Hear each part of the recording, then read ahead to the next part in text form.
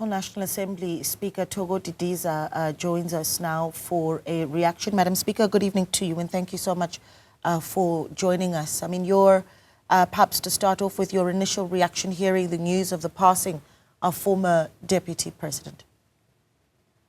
I must say that we are indeed saddened as the presiding officers of Parliament, and I'm sure members of Parliament also found this news really saddening, not having expected. Obviously, nobody can expect when death would strike. And in this instance, would like to pay our condolences to Mrs. Mabuza Umamnisi, the wife of former Deputy President, his children, his grandchildren, and the entire Mnisi family. We also pay respects to the broader political family of Deputy President Mabuza, the African National Congress, and the people of South Africa whom he served until his full activism as their public representative. Yeah, I understand that there was some knowledge for a short while about his illness, but certainly not the expectation that we would see him passing. Indeed. Yeah. Are you able to perhaps talk to us about just how much we know about his illness and, if at all, the details that we were able to get?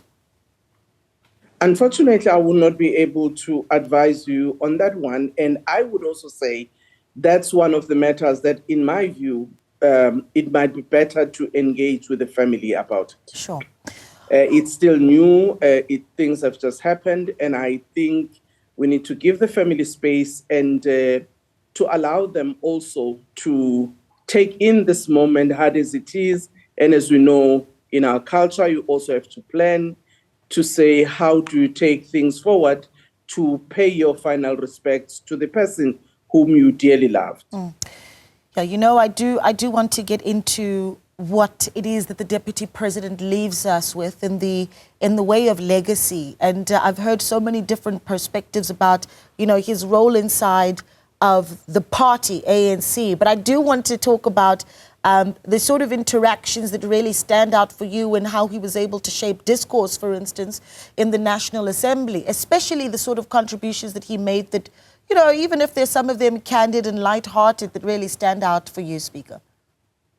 I must say that one of the interesting roles that a deputy president in our constitutional democracy plays is being a bridge between parliament and the executive. And therefore, as presiding officers, you would always have to engage the office of the leader of government business to make sure that you appraise them about the resolutions that the House might have taken in respect of the matters that might have been in the program of the National Assembly at the time that might need particular follow-up. It's also the reports of committees that might have come as a result of the oversight work that committees would have done, where they would want certain executive action to be undertaken. It is also about the questions that members will pose to the members of the executive, particularly in writing, where they might require responses of a particular nature. And you would find at times that there are delays in that respect, and therefore the presiding officer would always have to engage the leader of government business to make sure that the executive also appreciate the responsibility that they hold to Parliament and to the electorate of South Africa. And I must say that the role that the Deputy President, even though he came in 2018 and again in 2019, which was the sixth administration, he played that role very well. And interestingly, he was a very calm person by nature, but also very firm when it came to ensuring that decisions that are taken are implemented. He was also able to follow through.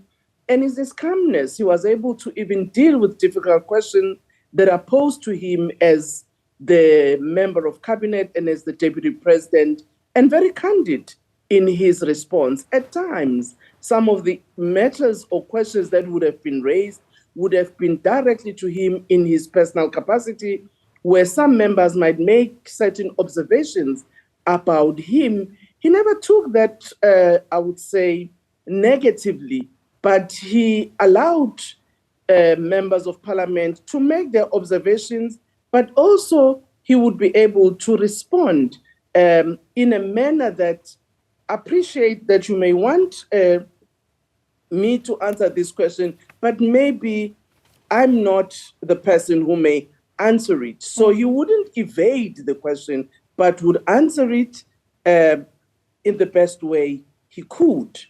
Yeah.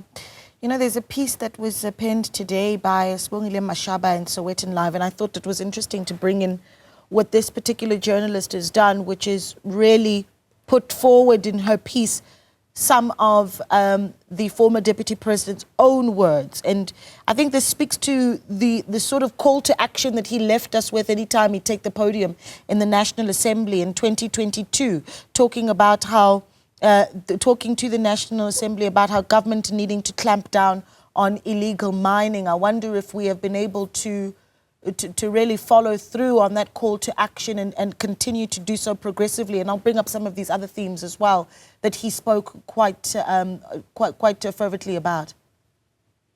Actually, on the issue that you're raising on illegal mining, I must say that government has actually taken that issue head on. Unfortunately, at times, we have shown our different sensitivities around it. Operation Valamkoti, which the police have been leading, working with the Department of Petroleum and Mineral Resources in areas, some of which we have seen in the West Rand and in the Northwest. Those are issues which he was concerned about because of the dangers that illegal mining pose, but also the illicit, extraction of what might be left of the natural resources and what those issues would, how it would impact rather the country in one way or the other. And I must say that those statements he made, which were a call to action, indeed government followed through. Yeah, I also wanted to share one of the areas that he was responsible for as the chairperson of the Interministerial Committee on Land and Agriculture. One of them, yes, even though led in terms of the function by different ministries, it's the leadership that he also gave, together with cabinet, of course, the land court, which, as you know, there had always been a cry by the landless communities and those who have got land claims that there were not enough and permanent judges of the Land Claims Court. So part of the work of the panel on Land and Advisory Committee, which actually proposed that there must be a full-time land court in South Africa with full judges, that he actually took on and made sure that during that tenure, that legislation was piloted. Today, there's a Land Court Act, which actually enables that the land court will be able to have permanent judges who can adjudicate on land matters in South Africa. Yeah. So there may be other issues, I'm sure, that various people who have interfaced with him in government and outside can point to as part of his legacy. I have to do this because, since we learned of his passing, we are reminded of that nickname, the cat. And I'm looking for moments where in some of the interactions with him, you looked at him and thought, yes, that is the cat. That is what we're looking at now. Well, I'm not sure. I think some of the comrades have actually articulated on that one very well. Yeah. And as you know, that part of my engagement with you in this tribute is about the responsibility that he carried as the member of the legislature in his capacity as the leader of government business. All right, understandably. Holding the line there is the Speaker of the National Assembly. Any programs that we expect to see moving forward? I know it's still quite early, but any sort of discussions around how the National Assembly will be paying tribute, if at all, and plans that are being discussed within the party or government level? Well, as you say, it's still very new. The family itself is still coming to terms with it.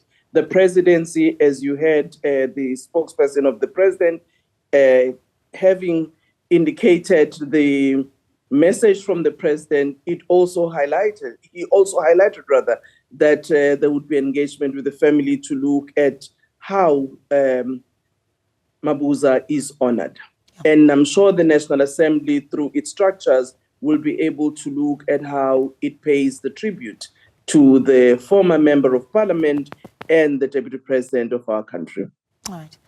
Speaker there of the National Assembly, Thoko Didiza, speaking to us this evening, paying tribute to former Deputy President David Mabuza, and of course highlighting the contributions that he made to discourse inside Parliament, and certainly the calls to action that he has left leadership with. While we continue with the reactions, let's take a short break.